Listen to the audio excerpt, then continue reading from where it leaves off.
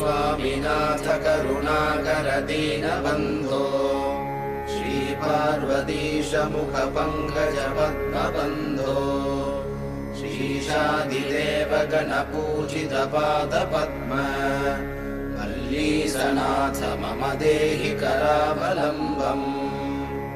देवादिदेवनुत देवगणाधिनाथ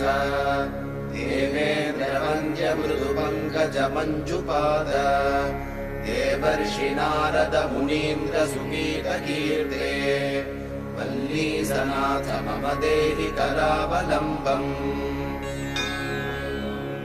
नित्यान्नदान निरताखिल रोगहारिन् तस्मात् प्रदान परिपूरित भक्तकाम श्रुत्यागम प्रणव वाच्य निजस्वरूप वल्लीसनाथ मम देहि करावलम्बम् क्रौञ्चासुरे